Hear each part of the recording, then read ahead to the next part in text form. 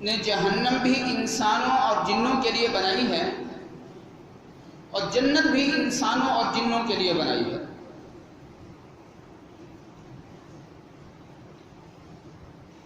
اور اللہ رب العزت کی جو رحمت ہے، اللہ کے غصے، اللہ کے قہر اور اللہ کے عذاب پر ہے بھی ہے۔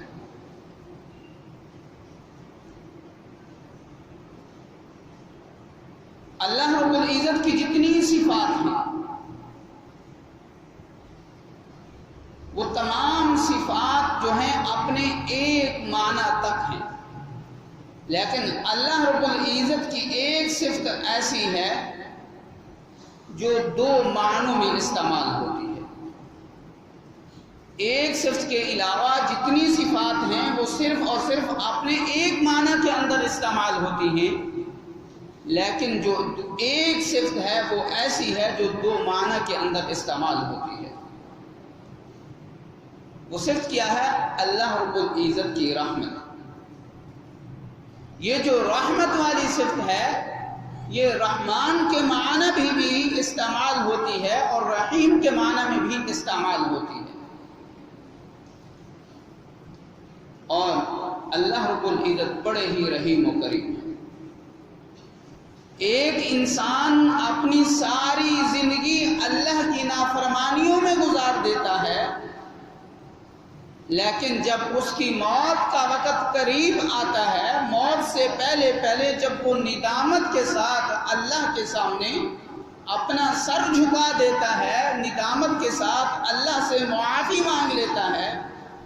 تو وہی انسان جو ساری زندگی اللہ کا نافرمان تھا، وہی انسان جب توبہ کر لیتا ہے اللہ کا دوست اور اللہ کا محبوب بن جاتا ہے۔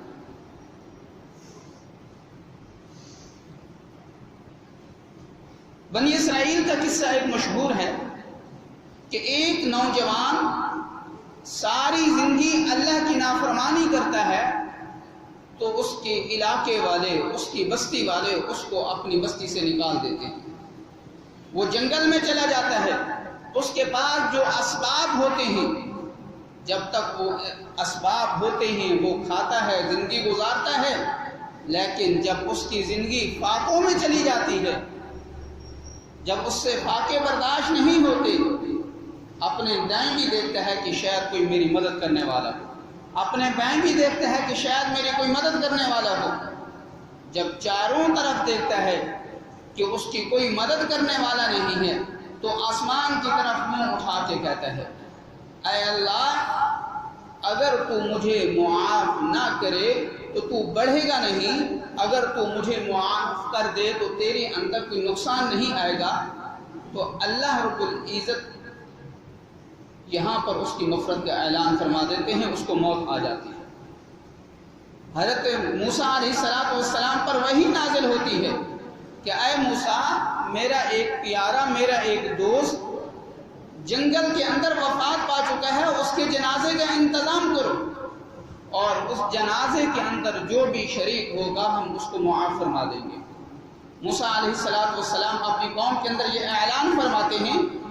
کہ اللہ کا ایک پیارا اللہ کو پیارا ہو چکا ہے، اللہ کی طرف سے یہ اعلان ہوا ہے کہ جو اس کا جنازہ ادا کرے گا، جو اس کے جنازے میں شرکت کرے گا، ہم اس کو معاف فرما دیں گے۔ تو پوری بستی والے جو ہیں اس آدمی کے جنازے کے لیے آ جاتے ہیں، جب دیکھتے ہیں تو یہ تو وہی انسان ہے جس نے ساری زندگی اللہ کی نافرمانی کی۔ تو وہ قوم حضرت موسیٰ علیہ السلام کے پاس آتی ہے، عرض کرتی ہے، اے موسیٰ یہ کیا ماجرا ہے؟ یہ تو وہی انسان ہے جس کی نافرمانی کی وجہ سے ہم نے اس کو اپنی بستی سے نکال دیا تھا،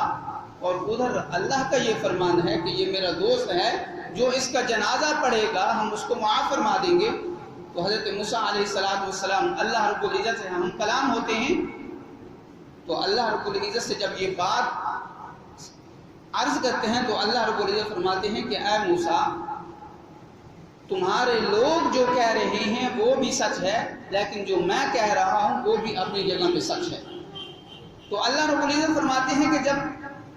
لوگوں نے اس کو بستی سے نکال دیا، جب یہ جنگل کے اندر آیا، جو اس کے پاس اب اسباب تھے وہ ختم ہو گئے، جب فاقوں کے اندر زندگی گزاری، جب اس کی موت کا وقت قریب آیا تو اس نے اپنی مدد کے لیے چاروں طرف دیکھا، تو جب اس کی مدد کے لیے کوئی نہیں تھا تو اس نے ندامت کے ساتھ، شرمندگی کے ساتھ اس نے میرے طرف چہرہ اٹھایا، تو میری غیرت نے گوارا نہیں کیا کہ جس کو تمام لوگوں نے تنہا چھوڑ دیا، تو میں تو رب ہوں، اگر میں تنہا چھوڑ دوں گا تو میرے خدا ہونے کا کیا فائدہ ہے؟ تو اللہ رب العزت نے فرمایا تھے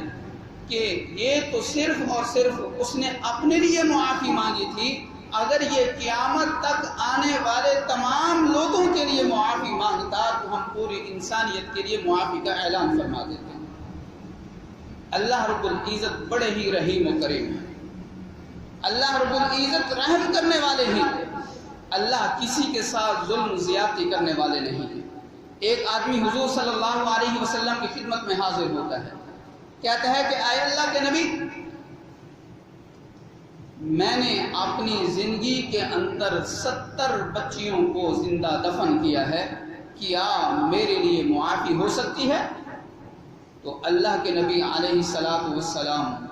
افسوس کی وجہ سے کہ 70 بچیوں کو اس نے زندہ دفن کر دیا، تو حضور علیہ السلام کی پیشانی پر پسینہ آیا اور حضور علیہ السلام نے اپنی پیشانی پر ایسے ہاتھ رکھا، 70 بچیاں اس نے زندہ دفن کی، تو وہ آدمی یہ سمجھا کہ آج ایسے ہی لگتا ہے کہ میری اللہ کے ہاں توبہ ہی قبول نہیں ہوگی۔ جیسے ہی اس کی زبان سے دھاڑ کی آواز نکلتی ہے تو اللہ رب العزت کی طرف سے جبرائیل امین علیہ السلام وحی لے کر آ جاتے ہیں، قل یا عبادی الذین اسرفوا علی انفسہم لا تقنطوا من رحمت اللہ۔ یہاں پر جو اللہ رب العزت نے جو لفظ ذکر فرمایا ہے، قل یا عبادی الذین، اگر کوئی انسان اپنے باپ کو تنگ کرتا ہے، ماں باپ کا نافرمان ہوتا ہے، تو ماں باپ اس کو دھتکار دیتے ہیں، دفع ہو جا، ہماری نظروں سے دور ہو جا۔ لیکن ایک انسان اللہ کی نافرمانی کرتا ہے، جب وہ صرف اور صرف اپنی عمر کے آخری حصے میں بھی اللہ سے معافی مانگنے کے لیے آ جاتا ہے، تو اللہ رب العزت اس کے لیے کیا الفاظ ذکر فرما رہے ہیں؟ قل یا عبادی الذین، اے میرے لال، میرے پیارے بندوں کو کہہ دو۔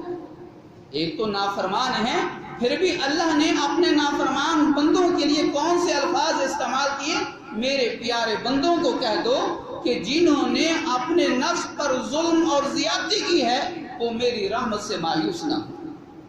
میری رحمت سے مایوس نہ ہوں، وہ میرے سامنے معافی مانگے تو میں تو ان کو معاف کرنے والا ہوں۔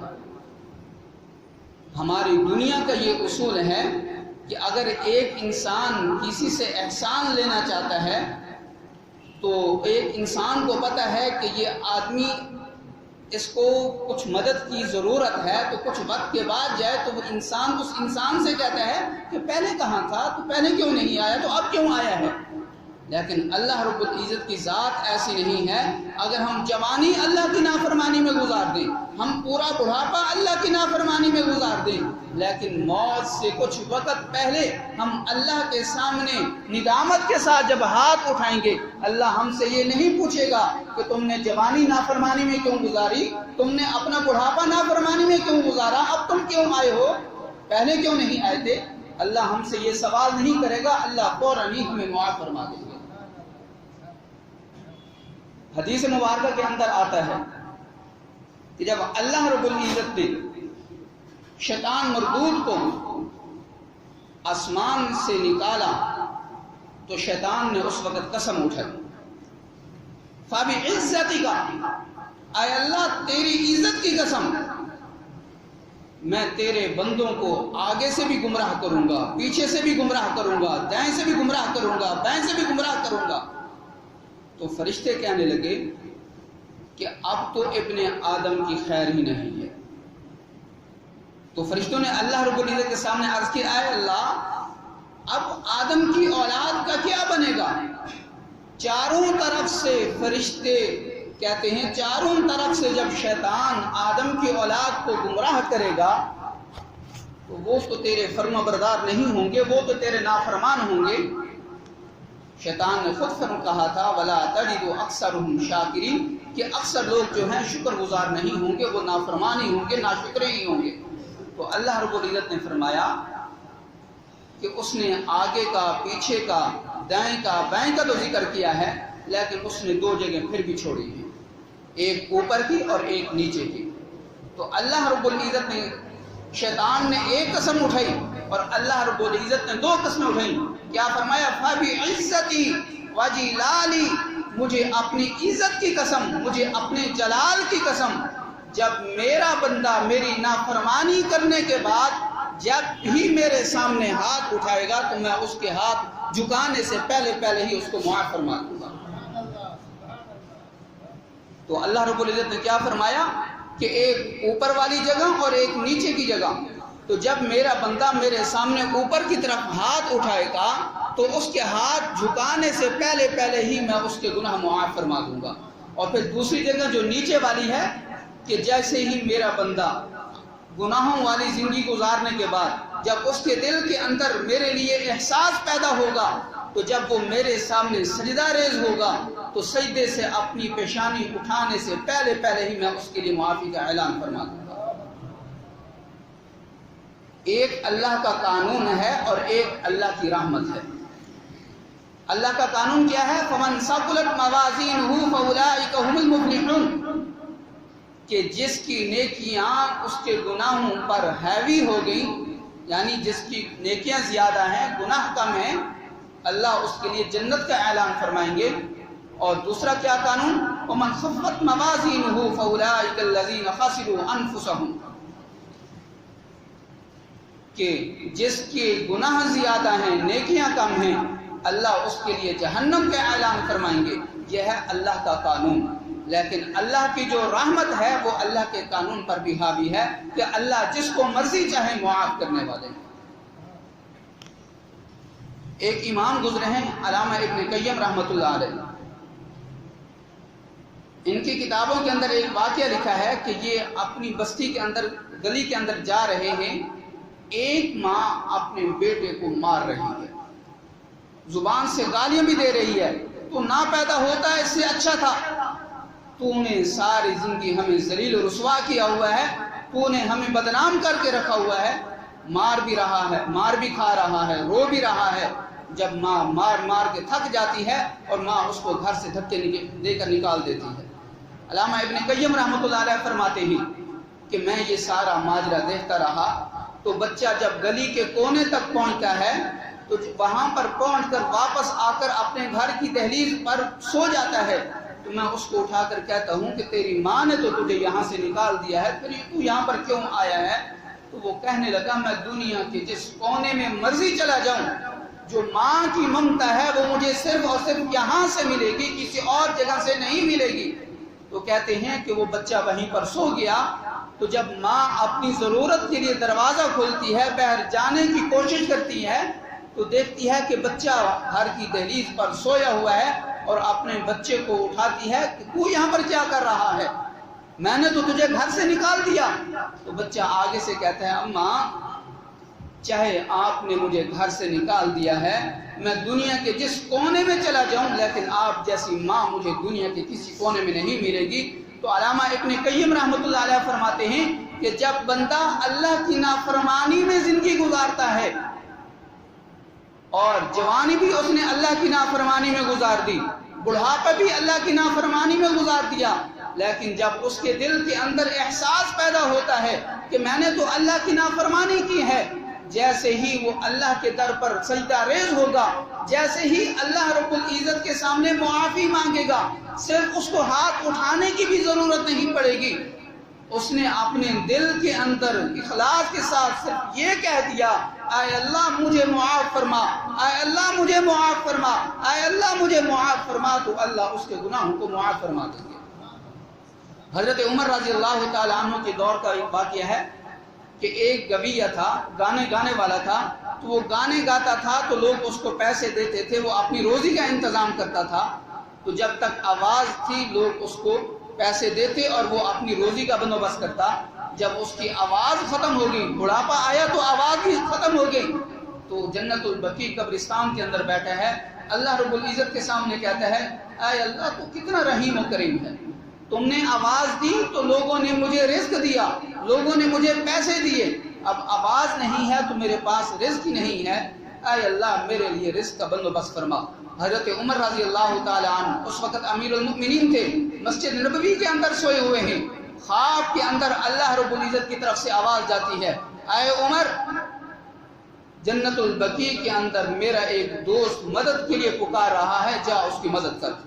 حضرت عمر رضی اللہ تعالیٰ عنہ نیند کی حالت میں اٹھتے ہیں، نہ سر پر پگڑی نہ پاؤں میں جوتا، بھاگتے ہوئے آتے ہیں تو ایک جھاڑی کے پیچھے ایک بوڑھا آدمی بیٹھا ہے، وہ اللہ سے ہم کلام ہو رہا ہے۔ جیسے ہی اس کی حضرت عمر رضی اللہ تعالیٰ عنہ پر نظر پڑتی ہے وہ ڈر جاتا ہے کہ اب تو میری خیر نہیں ہے، عمر کے ہاتھ میں کوڑا ہوگا اور وہ تو مجھے کوڑے مارے گا۔ وہ بھاگتا ہے، حضرت عمر رضی اللہ تعالیٰ عنہ اس کو بلا کر کہتے ہیں رک جا، میں خود کو خود نہیں آیا، مجھے تو بھیجا گیا ہے۔ وہ کہتا ہے کہ تجھے کس نے بھیجا؟